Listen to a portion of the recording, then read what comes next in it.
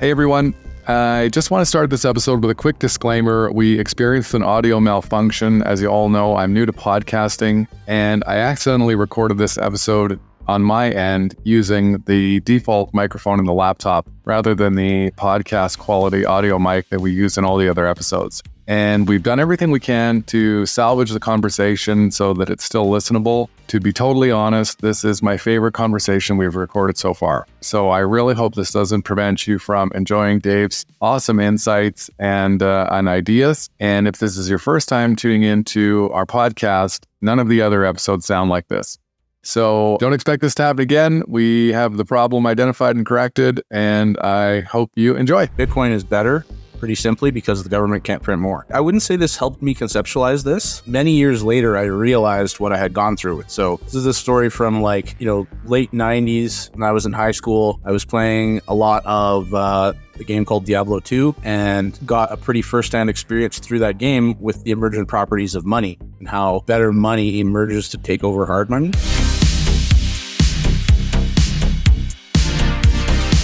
Episode 6 of the Block Reward podcast. Our guest is Dave Bradley. Dave is a really, really old school Bitcoiner going way back to 2010. He's somebody who has been very active in sort of Bitcoin thought leadership for over a decade, and he's somebody who has blown my mind a number of times. Dave and I are going to be talking today about a concept called absolute scarcity, and it's sort of trying to make sense of what it means to have access to a finite money, and a money that is not only finite, but is also really pretty easy to access. And so it's a big topic, and I hope you guys enjoy Dave's way of thinking and looking at Bitcoin as much as I do. Enjoy. Welcome to another episode of the Block Reward podcast. Guest this week is Dave Bradley. Welcome, Dave. Thanks for having me. Thanks for coming on. Dave, we've been talking about Bitcoin for a long time, and I'm thrilled to have you join us. You're somebody who's been in Bitcoin forever, and you're probably the oldest, the longest living Bitcoiner that I personally have met myself. So really excited to you've expanded my mind on a number of different times, and hopefully we can do that for some listeners today. Before we get started, how about you just tell us a little bit about yourself and how you got into Bitcoin? Sure. I've been in Bitcoin since 2010. I got in mining in my basement and started selling online. And then that kind of transitioned into selling through a number of different companies, a couple of which that I founded. Started with one called Bitcoin Brains, which was one of the first brick-and-mortar stores anywhere in the world. We later merged a part of that company into form what is now Bull Bitcoin. Then most recently, I was with Bitcoin Well as the chief revenue officer there. So I've been all over the industry, and I've been full-time in the industry for about 10 years now. And you're also a massive advocate for Bitcoin and involved in Canadian Blockchain Consortium. And maybe just tell us a little bit about your efforts and endeavors in the sort of regulatory space. Yeah, I've worked for a while trying to sort of push for some sane regulations as it relates to Bitcoin. And we've had a little bit of success with that in that Canada regulates custodians, which I view to be a pretty risky behavior, differently than companies that do not hold your Bitcoin. But yeah, it's been a little bit of a long road on the regulation, and you never know. Like, the regulators sometimes they're reasonable, sometimes they're not. And so you mentioned that you've been in Bitcoin since 2010. So you're just you're among the first people who sort of discovered Bitcoin. And how did you first find out about Bitcoin?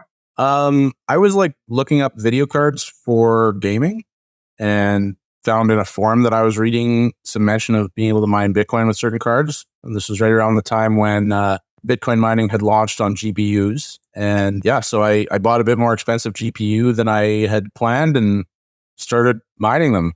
And the first one paid for itself super fast. And I was like, this is a pretty good deal. So at the start, I had like a lot of people who get into Bitcoin, I was looking for like a quick way to make some money, quick way to make some dollars. And it worked for that purpose. But then it took actually several years before I really figured out like what the whole point was. That's a great segue to my next question, which is what is Bitcoin to you? Yeah, I mean, I think it's pretty simple at this point. Bitcoin is money, and money is not an investment. It's not like a stock or a bond. There's no yield. There's no rights that are conferred by owning Bitcoin other than the ownership of the Bitcoin itself. And the point of money is to take the value that you create with your time and store it to use it later.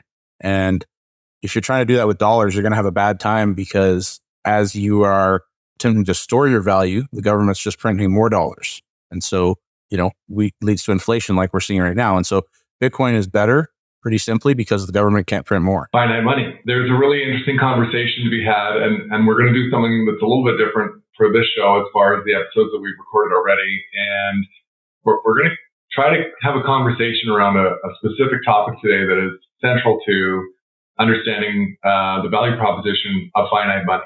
And that is a subject that is defined as the topic for today is absolute scarcity, and what it means to have a finite money. And as we move through this conversation, you mentioned the GPUs. You have a great story about this that it sounds like helped you first conceptualize what is money. And it starts with the Stone of Jordan. Yeah, this actually, I wouldn't say this helped me conceptualize this. Many years later, I realized what I had gone through with this. So this is a story from late 90s. When I was in high school, I was playing a lot of a game called Diablo II, and got a pretty firsthand experience through that game with the emergent properties of money and how better money emerges to take over hard money. So I think that's got a lot of comparisons to what we're going through right now, right? So we were playing this game, Diablo. You've got all these different items. You've got an in-game currency, and very early when the game launched, in-game currency was not going to be valuable. It was just way too scarce. You could buy some things in the game, but no players would accept this in-game currency from each other for any kind of good items. And so early on, it was all pretty much like a barter economy, like you trade one item for another. But as people started to figure out the economy, a form of money kind of naturally emerged. And that was this thing that you mentioned called the Stone of Jordan. And the thing that makes that story interesting to me is because it runs a lot of parallels with, I think, what we're going through with our money right now. And so, we were in this position, players of the game, where what we were being told was the money was just way too plentiful, and they printed way too much of it. And this is a very extreme example compared even to our current excessive money printing in Canada right now. It was many, many thousands of percent inflation rather than the fairly shocking inflation that we're going through right now. But yeah, essentially this item, the Stone of Jordan, just did a better job of meeting all of the criteria to be a good money than anything else in the game had done. And so it was pretty interesting because, there's a couple very key properties that something needs in order to be money. And the Stone of Jordan was a pretty good version of all of those things. So first and foremost, as compared to the regular in-game gold, was that it was scarce. It was very hard to find these things. And as compared to the gold, they were very rare. And so they were valuable. And that value tended to hold its value because they were so hard to find. So very early on, that was sort of the first detail that to make it useful. So the market on its own figured out that the Stone of Jordan was just, you had to work harder to earn it, and they were harder to find. Yeah, and that was the first property, but there were some others that also, it lined up really well with the kind of properties that make Bitcoin useful right now. And so, as I mentioned, the first property was that it was rare, and so it was able to be a solid store of value. And then once people started using it as a store of value, it started to become useful as a unit of account. And that's one of the other very necessary pillars of a good form of money, is that it stores its value and then later becomes the unit of account. And so what that means is that people were pricing their items as Stones of Jordan. So you had a certain sword that everybody knew or something like that, and it would be 7 Stones of Jordan or whatever. And that was really the basis for the whole economy. Was it started out as a store of value, moved into a unit of account, and then the third one being a medium of exchange, meaning we used it for payments, essentially, was just part of the in-game mechanics. And then additionally, it had some properties that mirrored good money, much like Bitcoin. One was that it was completely fungible, meaning that every single one of these was the same. So, you had at times in history when things like gold coins were used as money. Not every gold coin was equal. And so people used to have to weigh them out and all this stuff. And that's part of what made paper bills an effective form of money, was because you didn't have to perform some kind of complex forensics every time you did a transaction, right? So these stones of Jordan were easy to verify.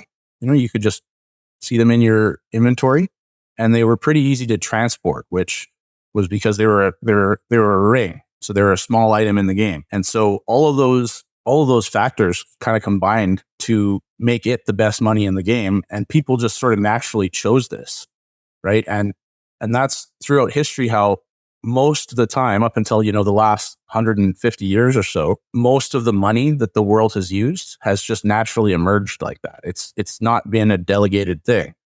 And the word fiat, which we used to describe our currency now, fiat currency, actually means by decree. And so up until fiat currency was invented, it was just something that people naturally decided on based on the market and based on the needs of the users. And now that's all been taken away with this concept of fiat by decree, which means that, we've got someone deciding who the money is. And in this case, it's, the government, the central banks. So they've created a monopoly on the creation of money, which has stripped away the market's ability to determine on its own what good money is. Yeah, it has. It has stripped away the market's ability to determine this, and it has removed money that was better in many ways in the form of gold, which was our currency for most of human history. It's been a long time since we were on a gold standard, and fiat currency was able to use a lot of those properties that it does very well to compete with gold. And so, banknotes were more convenient. They were fungible. They're a lot easier to transport. They're easier to verify. And for those reasons, they became very convenient. And, we see that with all of our current payment systems, right? Like our debit, our Visa, whatnot, like that's all very convenient. But we've traded the number one core element of money for all of those conveniences. And that's that stored value that money is supposed to perform for us.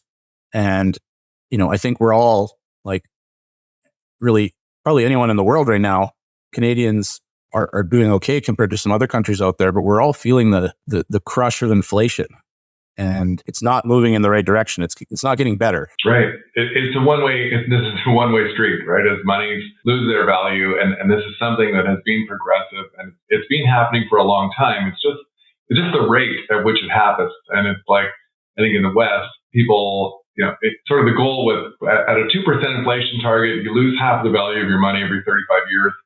And maybe that's just long enough, and it's just slow enough that nobody starts a revolution, basically. And it starts to creep into 5, 8, 20, and now it's noticeable, right? The prices of things are changing dramatically within much shorter time cycles. It's an interesting thing. You mentioned fungibility, and, as a former kind of video gamer myself, it is the thing where in-game items get generated and they don't have the same, in a different game, the same magic item might have different benefits, like different. Yeah, that was true in Diablo II as well. And so that was what made it a better form of money than a lot of other items in the game. And it also sort of fell naturally into the right level of scarcity, because there were some items that were so rare that they couldn't have been useful as money, because they wouldn't have been divisible enough to actually pay for anything, and not enough people would have been able to use them. So the Stone of Jordan was the kind of thing, well, while it was rare, you could still find, like, if you played a lot, you'd have like 50 of them, kind of thing, right? So, but you wouldn't have 100,000, right? So it found the right niche. And there's an interesting end to the story of the Stone of Jordan, because the scarcity component of that money changed, and the market went on to understand that change. Yeah, exactly. So at some point, somebody found a way to dupe items and, basically print a whole bunch of new Stones of Jordan and whatever other items they wanted to print. And so obviously they did this, and the scarcity of Stones of Jordan was completely ruined. And within the span of like 2 weeks, it went from a situation where everybody had, if you played a lot, you might have 50 of them, kind of thing, like I said, to, if you played a lot, you're going to have hundreds and hundreds 2 weeks later. And that really just ruined its usefulness as money very quickly. And that's very similar to what we're seeing with the Canadian dollar. It just happened a lot faster because they printed a lot faster. And what ended up happening was that, they fixed the bug that allowed people to duplicate these items. And later in another expansion, a whole bunch of new items were added. And other items which also met those criteria ended up becoming the new form of money. What's interesting about this analogy story for me is it's super similar to other examples of currency debasement of hard monies that happen in history. The one that really stands out for me is Saifedean Ammous in the Bitcoin Standard talks a lot about rhinestones, which was an early form of money on the island of Yap. And this was sort of the same thing. It was a money system that was based on stones that were really hard to find and produce. And for this reason, they met a lot of the criteria to be really great money, and the economy prospered for a really long time while these stones were rare. And Europeans showed up and imported stones from another island and effectively did exactly the same thing and destroyed the scarcity component, which totally hooped the store value of the money system. Yeah, there's a great article by Robert Breedlove called "The Masters and Slaves of Money," which touches a lot on that very same concept, how the Portuguese used to import glass beads that were used in North Africa for currency, and they basically just had a better way to make glass beads in Portugal than the North Africans did, and that actually ended up driving a lot of the early European slave trade. Was that they were able to just print this money again out of nowhere, out of very cheaply and easily produced glass beads, and then use that to buy, slaves in this case. And yeah, that drove a lot of that early trade. The other thing that's interesting about what you mentioned there is the rhinestones. The rhinestones are an example where, they met that first criteria of money. They were very rare, but they're actually very bad at being money in a lot of other ways, right? Because they are not fungible at all. Every single one of them is different. And so it's kind of hard to determine, if you have one that's, they're basically, for anybody who doesn't know, these big circular rocks that they've carved with the hole in the middle. And, if you have one that's like this big, how do you measure that against one that's twice as big but half as thin or something like that, right? And depending on where they were, if they were really big ones, they might be more valuable. Like if it was in the ocean, sticking out of the ocean, it might be more valuable. So it really didn't perform that portion of the necessary criteria for good money, right? It wasn't fungible, and then it wasn't divisible at all. So if you have a really big valuable rhinestone, maybe you got the most valuable one, how do you even spend that? So it probably actually was a pretty big impediment to their economy in a lot of ways, that it was not easily divisible, movable, or spendable. But that said, because of that one main criteria of it being scarce, it still beats the European version where they flooded the market and made it no longer scarce. So there's an interesting concept of moneyness, and it's kind of this idea that when a currency itself is bad at doing this, its main roles, and people will start finding other ways to exchange value. And this creates this property of moneyness in things that weren't originally intended to be money. And this is another thing that we're seeing all over the world today, and totally in Canada. Things like, expensive watches, baseball cards, houses, and they all have different properties, but what's part of what's happening is they're absorbing store value, they're absorbing monetary premium that's leaking out of currencies that have been printed so much that they can't perform that primary role anymore. Yeah, and it's leaking into everything. And we're seeing pretty much everything used as a store of value, because without what would be described commonly today as investing, it's not really possible to do any kind of savings these days, right? So, you've got the entire stock market is full of people's money who have no idea what they're investing in. At best, it's like a lottery ticket, but what's your alternative? You put it in government bonds, you put it in a GIC, you put it in a savings account, and you're going to lose a ton of purchasing power. We hear all these numbers that they report telling us, it's catastrophic. We've hit 7-8% inflation. But I think anybody who's been to the grocery store knows that that's not true, right? Like our inflation rates have, like my completely non-analytical, like finger in the air guess at what our inflation rates is. That we're somewhere in the like 20 to 40% range annually over the last 3-4 years kind of thing. And we've seen since the start of COVID, just like an absolutely unprecedented level of money printing that is only really now starting to trickle into everything. And so pretty much every single thing that you can buy these days, it is starting to become some kind of a store of value. So the stock market, the real estate market, collectibles, people are hiding their money wherever they think they can get a return that's going to beat that inflation. And that's something that, even if everyone doesn't necessarily get the same numbers and believe the same math, everyone can feel that. Right? We can all feel that crunch coming from the inflation. When you go to the store and like a thing of grapes is like $35, it's just like, what the hell, right? Yeah, it's great. Yeah, and you mentioned this idea of different currencies. So recently, Michael Saylor, who's one of the best minds in Bitcoin, was talking at a conference in Prague about the U.S. dollar for most of these qualities of money, among other fiat currencies, is still the best fiat currency. It's the most fungible. It's the most liquid, and so the rates of the different monies, all monies are not equal. And this is another thing I think it's less obvious in the Western world because we do sort of trade. We don't have a problem for the most part trading Canadian dollars for U.S. dollars. The rate of exchange will fluctuate, but these are it's accepted that they're all good monies.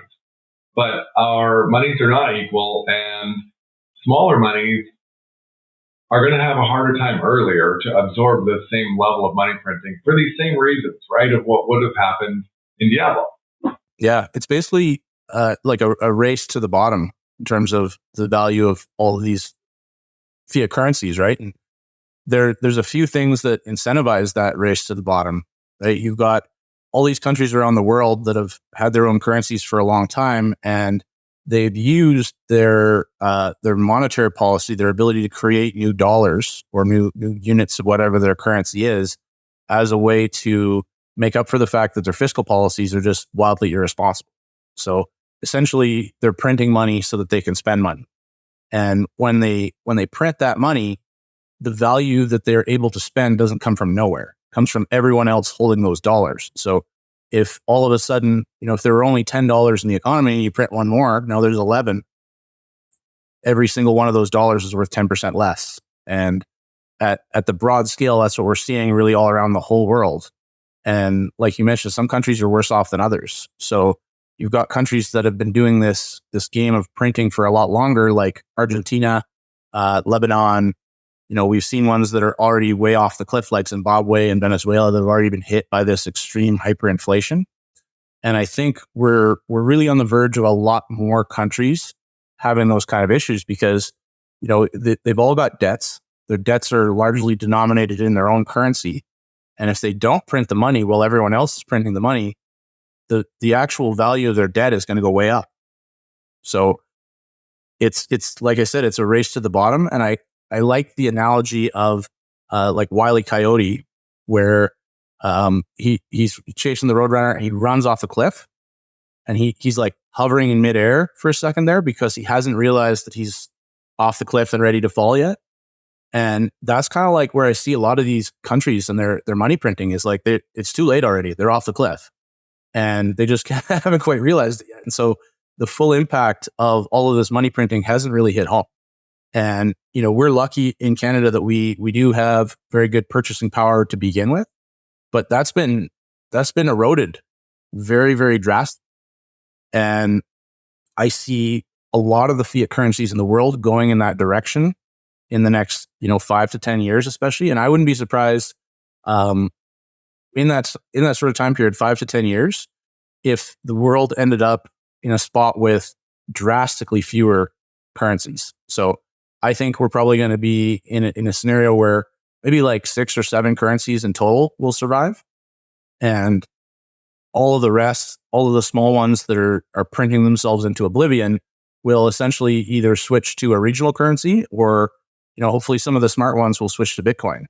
So I've already seen that in some areas where, the South American countries, for example, like El Salvador is a good example. They did this a long time ago. They just switched to the US dollar entirely or US dollar backed currencies. And that sort of, that does solve some things in their economy in the short term. It makes it so that, it does perform all of those secondary functions really well as compared to their old currencies. And so you can verify it, you can transport it, you can spend it pretty broadly. It's very recognized.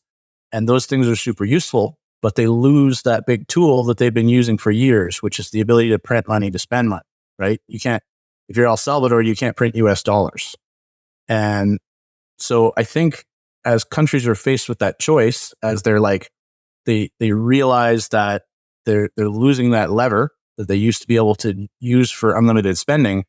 If they do take a rational look at like what's the best kind of money for our country, ultimately at some point one of them is going to choose Bitcoin because it is objectively the best money that we have right now. If we look at all of those properties that make a money useful, Bitcoin is the most meaningfully, provably, and permanently scarce form of money that we've ever had. And it also does a very good job of all those other things. It's divisible, it's easily verifiable, it's extremely easy to transport. You can send any amount of money around the world in a matter of seconds. And so, it might be too much to hope that someday a politician somewhere makes a rational move.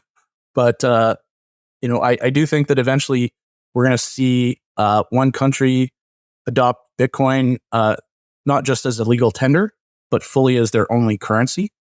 And so that might look, and they might put a layer of fiat on top of that, much like we used to have with the gold standard, which backed the money that early American colonies or the British Empire had, for example. We might see banknotes backed by Bitcoin, and that would be an improvement in that we can at least audit the Bitcoin. So it's very easily verifiable. And if the government says, if a government came out and said, hey, we've secretly purchased 600,000 Bitcoins, and that's now going to underpin our new national currency, which we're issuing with these banknotes. And you can check the serial number versus the blockchain. It would be a lot more easily verifiable form of fiat, and it would prevent them from printing on top of that.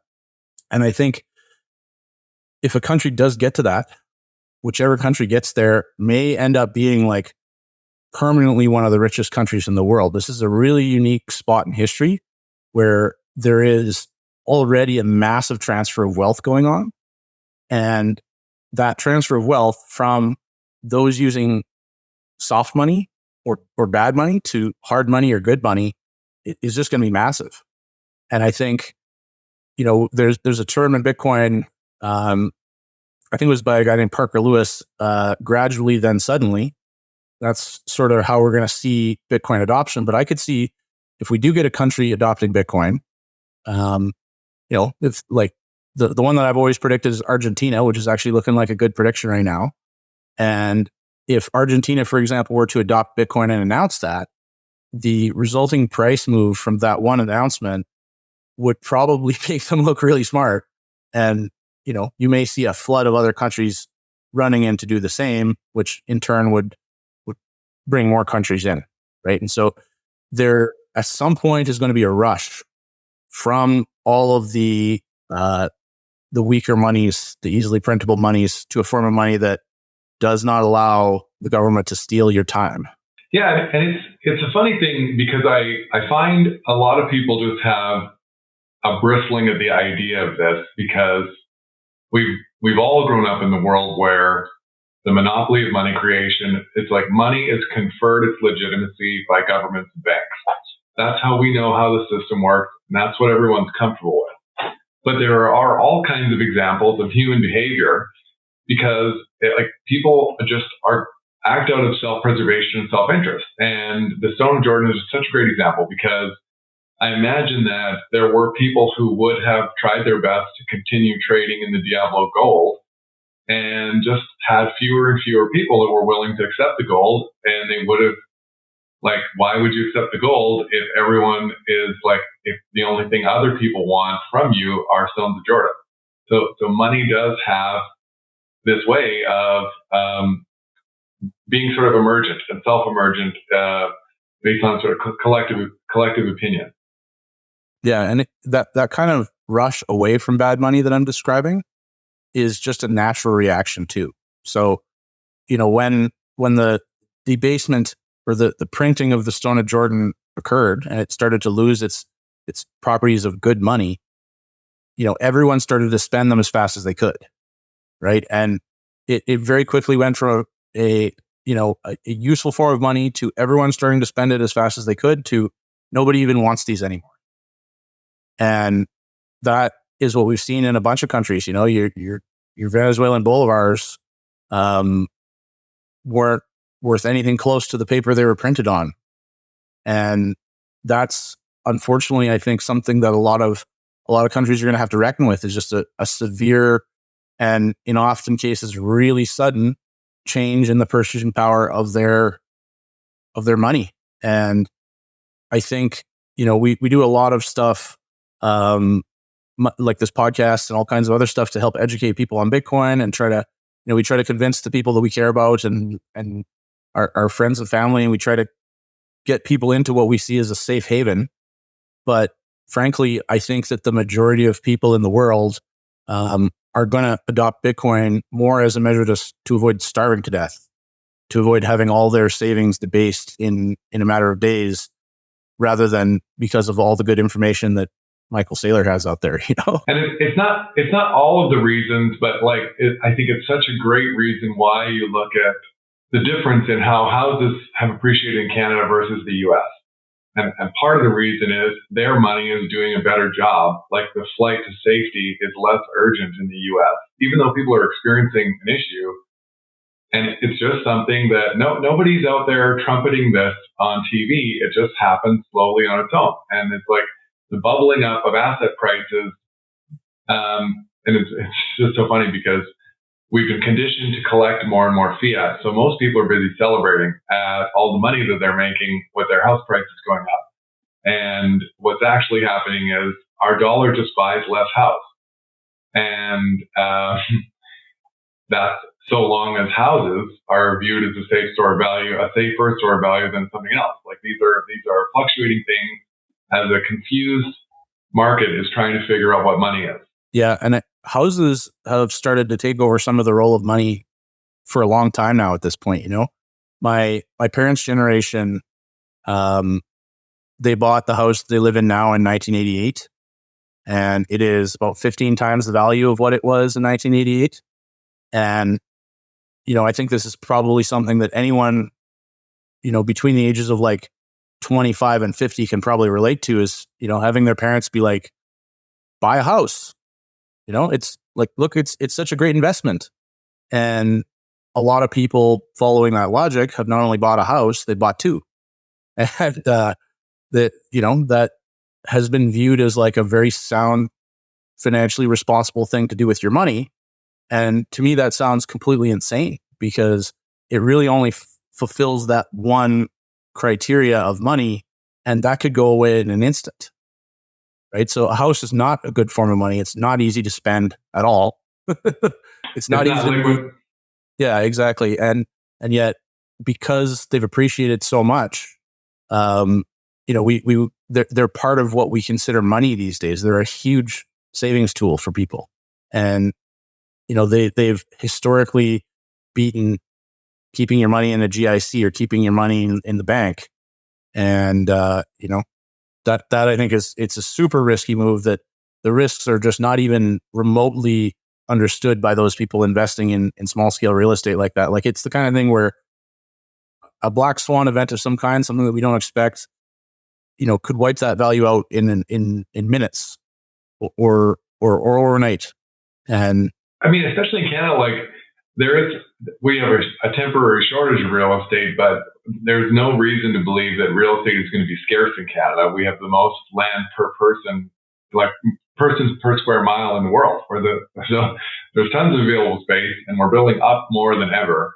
So that on its own is should be something of, and it's funny, like beyond that is this kind of like financialization of things. So houses aren't even just investments anymore. Now they're, everyone's operating their own hotel, which is, Yeah. That financialization of things is also being driven by the money printing. All this money printing makes it easier to get a loan on a home. We were in a period of like historically low interest rates where it was super easy to qualify for a home for a long time. That drove a lot of people to buy homes that were maybe outside of their range, and that in turn supported the value of those homes, right? And as more and more money is printed and funneled by the federal government into things like attempting to make housing affordable, all that really does is move some of the properties of money away from the dollar and to the real estate market, right? We're seeing that really drastically right now with this shortage that we're talking about, where we've got this like unprecedented flood of immigration into Canada, and the government is providing a lot of housing. Government is paying for a lot of housing. I don't know if you've tried to stay in a hotel in Western Canada the last 3-4 months, but like the prices of hotels are through the roof because they're just completely full and the government's paying for those rooms. And that in turn is driving that fuel to this temporary shortage of housing, driving up rents, which in turn drives up mortgages.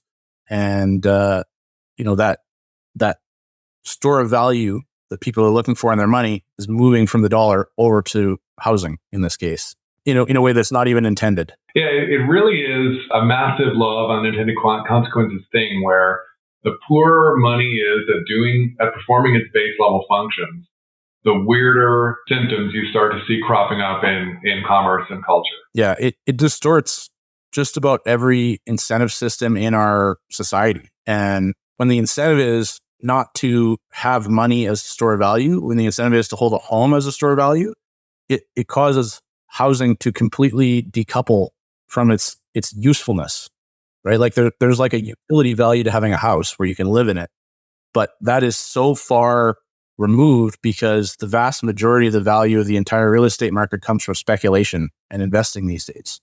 And so if that part goes away and houses return to the value of what they're actually worth, we're going to see a totally different real estate market. Mm-hmm.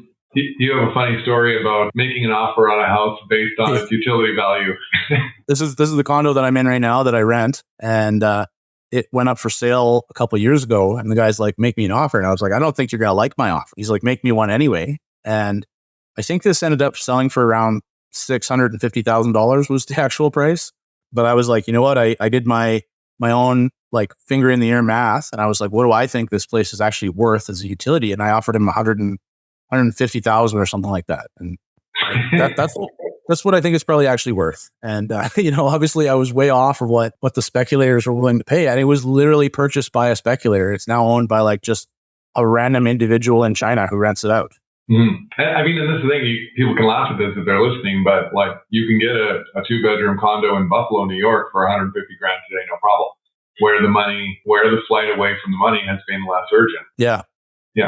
And you can see that in our Canadian cities even, where the effect of fiat has been much greater on Toronto, Vancouver, especially. Hasn't hit us quite as hard in places like Calgary and Edmonton, but and in Kelowna, obviously another big one, property prices driven by money printing. And we haven't really seen as much of that. And you can kind of correlate that to the way the culture is in those places too, right? Like the culture, like Toronto to me is like the ultimate fiat culture. It's a city of bankers where everything is kind of superficial. Everything is just for show. There's a lot more sizzle than there is steak. And that I think is driven by, they're closer to the spigot. They're closer to the money printers. They get more free money in Toronto than we get here. And that erodes the pricing of everything in the market, from real estate to food. And it erodes our culture when there isn't the link that money is supposed to provide. There's supposed to be a link between person's efforts or how hard they work and the outcome to their lives. And that link is significantly eroding. And I think that link has eroded a lot more in some of those big, super liberal cities that has in places where we don't see as much of the benefits of the money printing. Yeah, Toronto, from afar, it seems like it's on the event horizon of the fiat singularity in Canada, for sure. So there's a difference between having scarce money and having money that is absolutely scarce. And this is kind of where I wanted to go with the conversation. It's a really big idea. And it takes a long time to wrap your mind around the ramifications of what having a money that is provably absolutely scarce are. And maybe just give me your rundown on what you think absolute scarcity, how is the best way to start to understand it? Yeah, it's pretty interesting because for a lot of human history, gold was our best form of money due to its very high degree of scarcity. There was a lot of gold that was very easy to find once upon a time. You could go into a river and find a big nugget of it in California or Alaska. But it's pretty safe to say that most of the very easy to find gold all over the world has been found. And so it becomes harder and harder to produce more gold, which made it a very good form of money. What makes it a worse form of money than Bitcoin, and that gets down to this absolute scarcity, is that the supply can respond to the demand.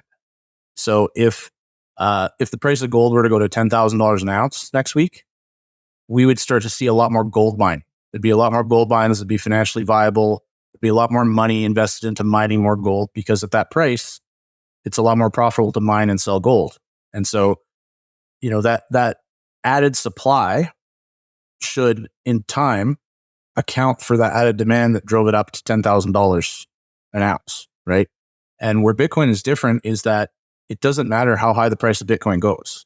Its issuance schedule is absolutely fixed. And so, we see the same kind of thing when the price of Bitcoin goes up, more money gets invested to mine it because there are greater margins. There's more, it's more profitable to mine and sell a Bitcoin, just like it is with gold. But the difference is when more Bitcoin miners come in, they don't actually create more Bitcoin than was scheduled to be created.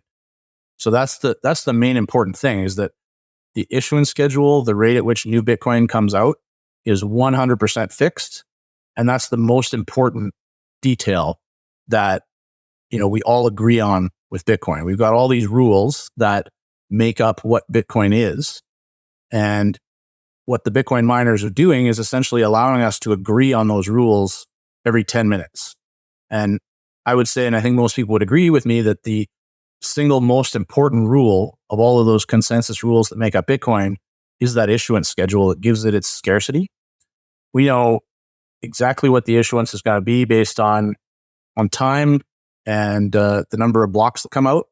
And being able to predict that is what makes Bitcoin, the best form of money in the long term that we've ever seen. So if you think about, it's like, regardless of what's happening in the world, regardless of what emergencies or unforeseen things are going occur, we can't make any more money. We can't make any more Bitcoin. It doesn't matter that we got a flat tire, that there isn't going to be any more Bitcoin. Yeah, exactly. And that example is pretty poignant, I think, because that's kind of what we've seen over the last, the last 100 years, but they've really, really learned it recently, and they're starting to do it very effectively, is that they've noticed that, a crisis of some kind gives them the social license to print a bunch of money. And that has really changed a lot about global politics and a lot about how countries make those kind of decisions. And, there's a quote, I think this is a Safety quote, that Bitcoin is the technology that will finally end World War I. For a long time, for most of human history, wars would end when one country ran out of money. And nowadays, that's not really possible. If you were in the 1500s and the King of England had to go to the populace and say, hey, we really want to wrap up this war with France, we're going to need some more taxes. Now you've got a very direct decision where the populace is like, wait a minute, that war with France doesn't help us at all. Do we really want to pay these taxes? And when you're thrusting that theft, really that choice to obey or disobey with the taxes that the powers that be are levying, as a tax, it's a very direct, affront. People would not put up with this. If we were seeing the kind of money printing that we're seeing out of the United States right now to fund the war in the Ukraine, and that came with a tax hike every single time they added $1 trillion to the deficit, they'd be lynched in the streets like a year ago, probably. And with the tool of money printing, they're accomplishing the same thing.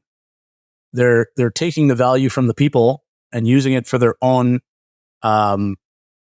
devices, and that sort of crisis narrative is a lot easier to sell when you don't have to pay for it directly. And I hear a lot of there's a lot of well-meaning collectivists in the world who want to make the world a better place and who see the suffering and need of others, and they say things like, we should do something about this. And there's a lot loaded into that word we, because it's like, what do you mean we? And what they actually mean by we is that the government, with the mandate of the people, should be taking the money from the people and using it to spend how they're deciding. And it's very easy for them to offer that kind of an opinion because they don't have the direct connection to the money that they're not, to the spending power that they're losing, right? And if everyone saw the impact of every single government spending decision on their own purchasing power, it would be a drastically different world. We wouldn't put up with the kind of absolutely insane wastefulness that we see out of our governments these days. Yeah, $50 million to build an app for tracking people coming in and out of the country that could have been done for $50,000. Yeah, and it's the taxes are such a great example too, because in most countries, including the one we're in, it's not an option to pay tax. So this is a function of the society that we live in, and it's the way it is. And so it matters. And this is where, Bitcoin has this really cool opportunity for people who understand what it does just by existing. Like, it doesn't need to be a violent revolution. It's an alternative mechanism. And it's the money, like you said at the opening, where the core principle of that money is the rate that it's created can never be changed, and the total amount that will ever be available can never be changed. Yeah. And it's interesting because, the core function of the state or like a government is really to provide physical safety and property rights for its people. And that's where the idea of, collective defense and the collectivism behind a state really formed, was the idea that we needed to protect our capital. And that idea has been expanded so drastically, and the responsibility for what the government should actually be doing has been delegated so completely, to the point where, we have really no choice in the matter at this point. We've got a government who is elected by a very small minority of Canadians. I think something like 15% of Canadians actually voted for Trudeau to get him in there, who's supported by even fewer Canadians, and is making decisions that impact all Canadians. And we don't have that choice of whether we support his spending decisions. And I think ultimately what Bitcoin does is it removes that power for them to tax us without our permission. Mm-hmm. As long as you don't spend your Bitcoin. As long as you don't spend your Bitcoin, yeah. We're not breaking any laws here. So then if you just expand that idea out a little bit, and what do you think this concept of absolute scarcity and the availability of an absolutely scarce money means for currencies and governments? Well, I think in the long term, I was predicting the death of most of the fiat currencies in the world. After we get to 7, we're eventually going to get to 1. And that I view as kind of an inevitable outcome, because the hard money eats the soft money. And the monies of the world, those in charge of printing these different kinds of fiat currencies, don't really have a reverse lever You know what I mean? They can't unprint this money. The dollar buyback program. Yeah, exactly. And they're all part of this machine of, ever increasing spending, eternal war. They can't turn off the spigot. And it doesn't matter who we get into office. If we get conservative politicians, fiscally conservative into office, they can't just turn around and go back to 2019 spending levels. It's just not going to fly. And 2019 spending levels were wildly unsustainable, and now they've tripled. So it's a completely unsustainable situation. And the only way that they have to, to proceed, and it's not a way out of this problem. It's a way for them to keep their own power base and continue along on the gravy train that they're on. The only thing that they can really do is to print more money and spend more money. I expect that we're going to see a pretty drastic attempt from the Trudeau Liberals when we have our election coming up in 2 years here to essentially bribe their way into an election victory like they did in the first place, with just wild, unsustainable spending promises that are backed by the assumption that they're going to continue to print money at this exorbitant rate. And, I think the existence of Bitcoin in the long term removes that lever. And those who print more now, the faster you print, the sooner your currency is going away, essentially.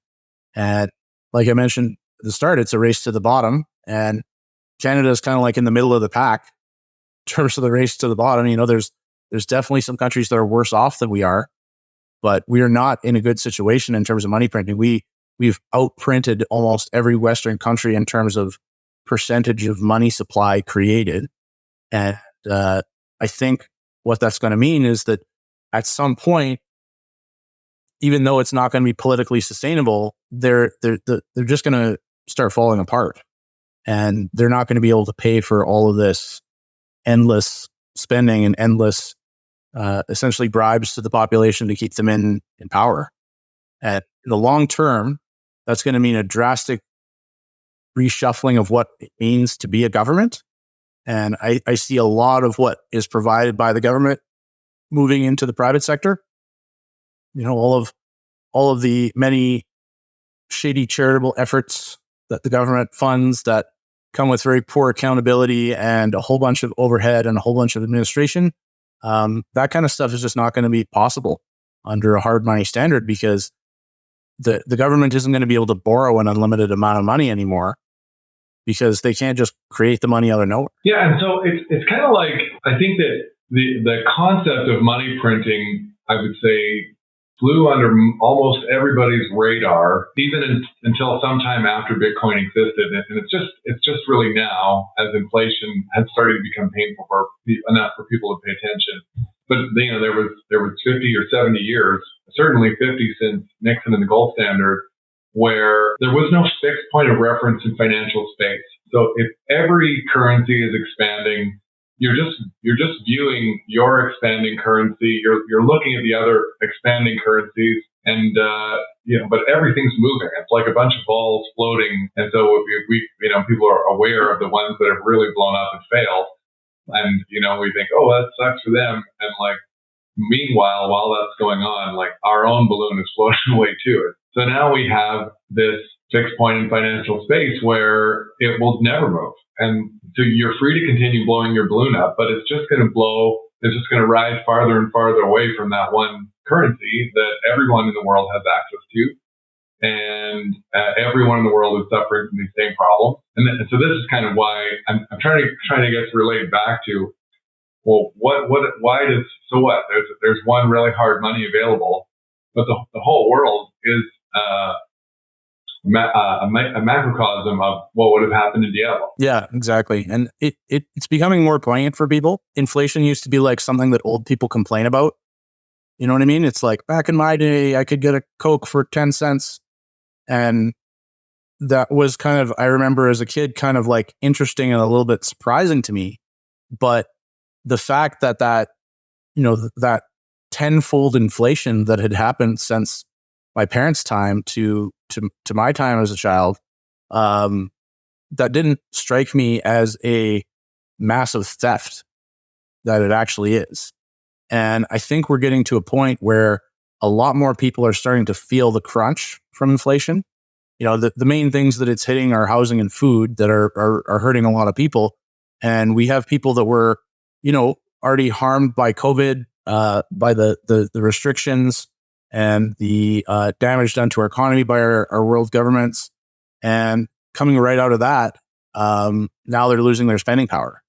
And so the number of people in Canada, which is like, we're in the Western world, we're a relatively rich country.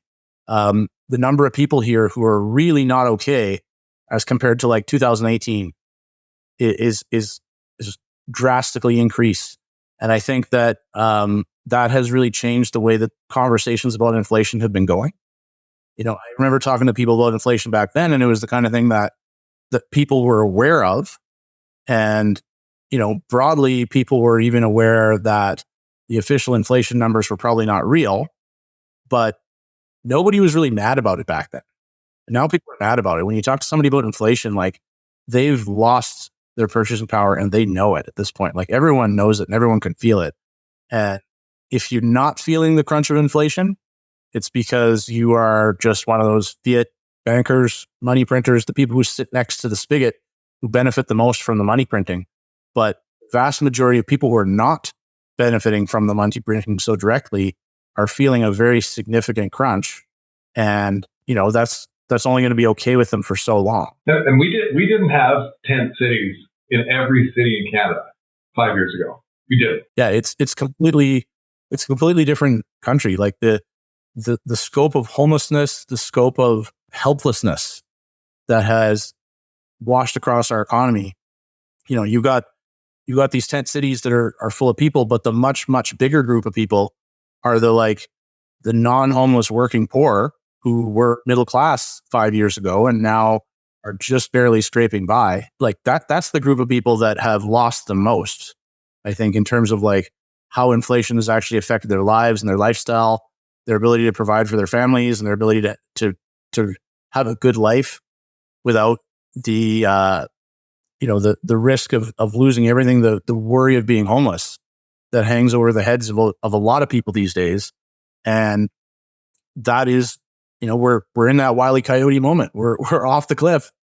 Like it's just a matter of time before everyone realizes it, and something has to be done. And I think the sort of money printing machine, the globalists, the state have done a pretty good job up until now of like knowing how far they can push and knowing how much they can steal.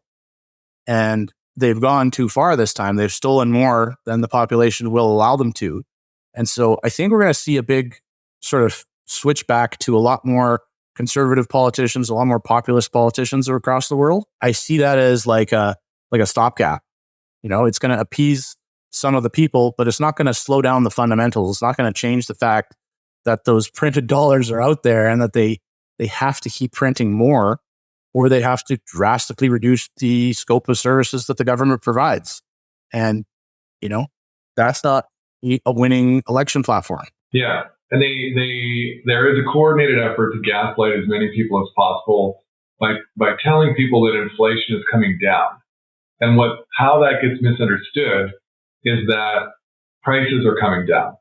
Prices are never coming down.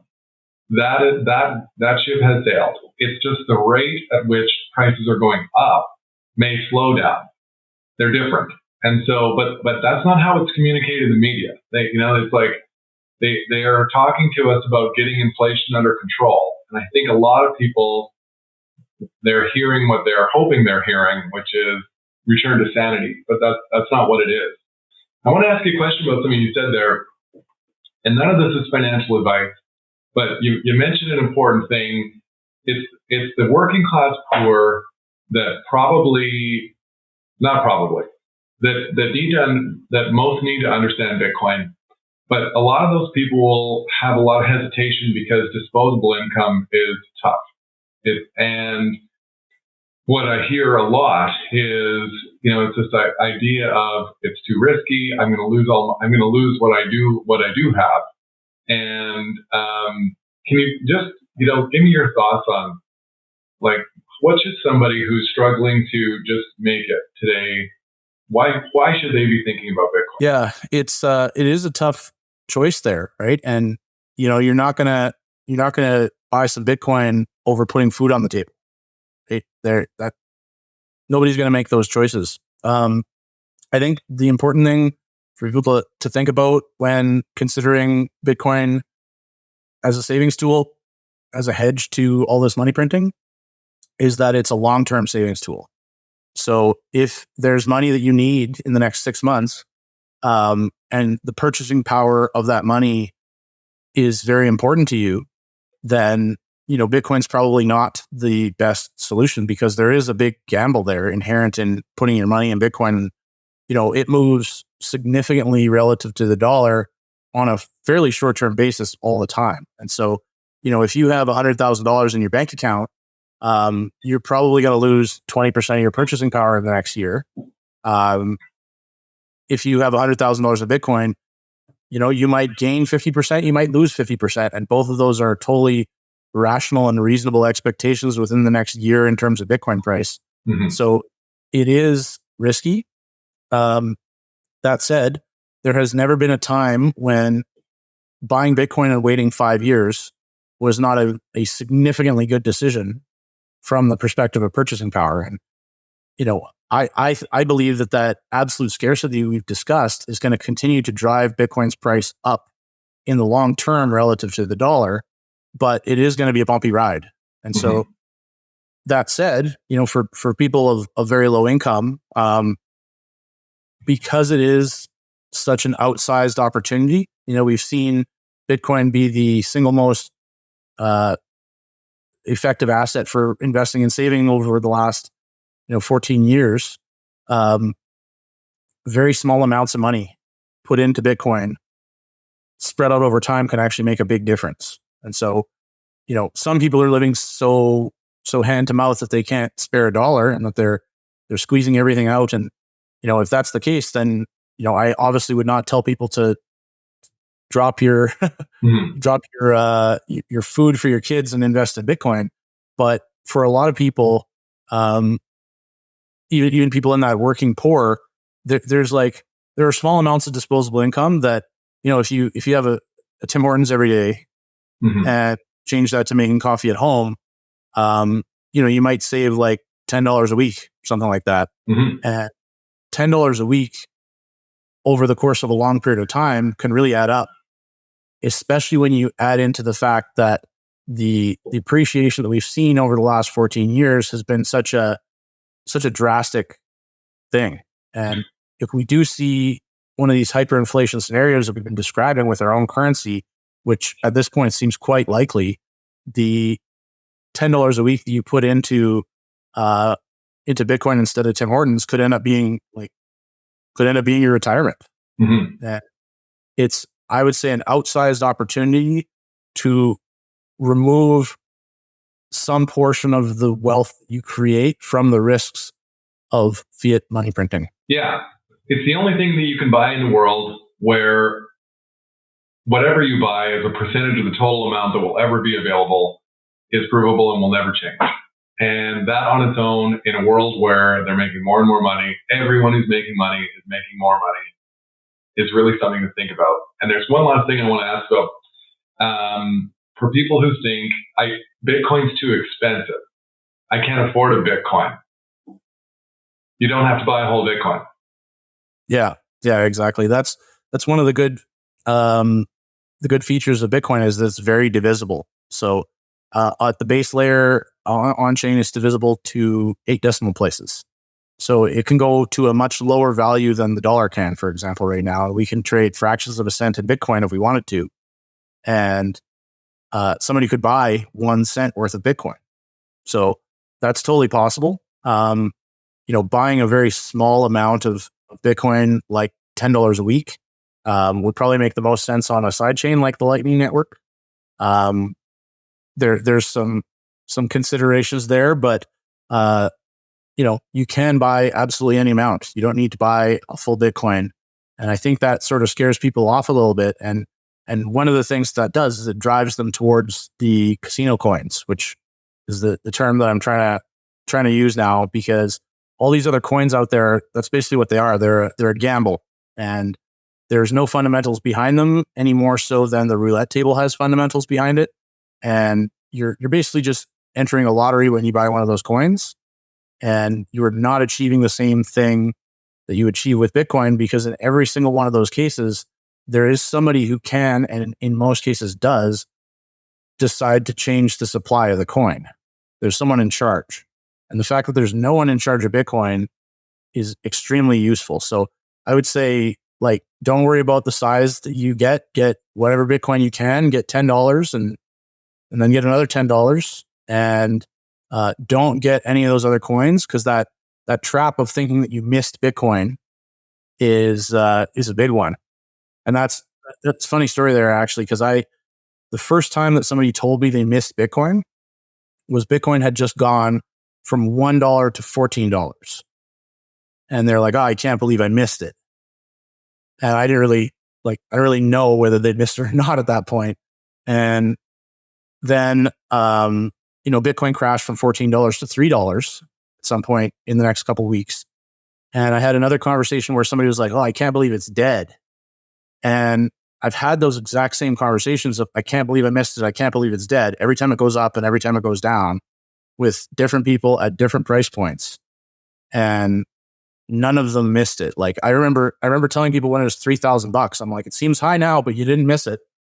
And I would say the same thing now. Like, you didn't miss it. The number of people that have ever bought Bitcoin is still a very small minority of the public, and a lot of those people are buying it as a gamble, a speculation on the attempt to sell it for more dollars in the future.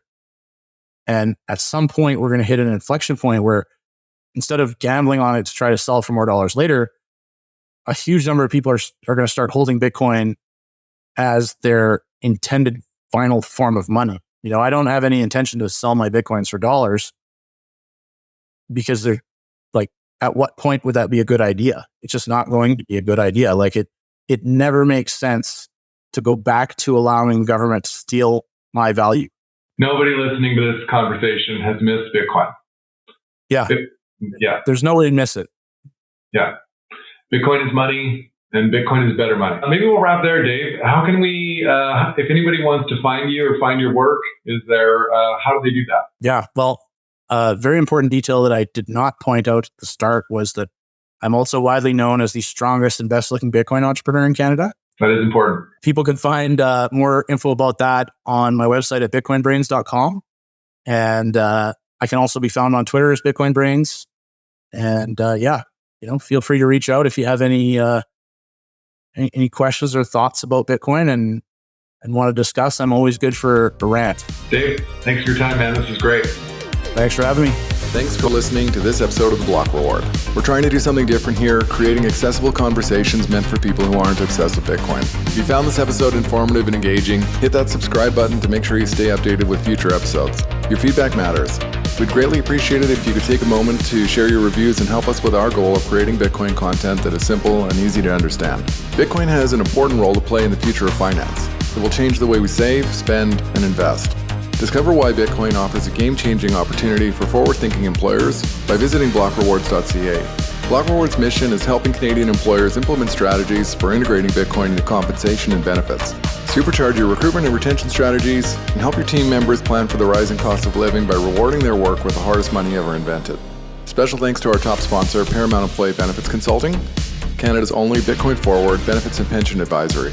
For more information, find them at paramountbenefits.ca.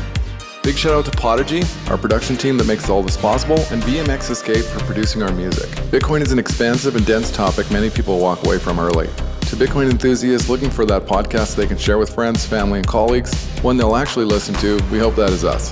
The content of these conversations is meant to be provided for information purposes only. Nothing here is investment advice. Bitcoin is a big topic. Be sure to do your own research before making any personal financial decisions.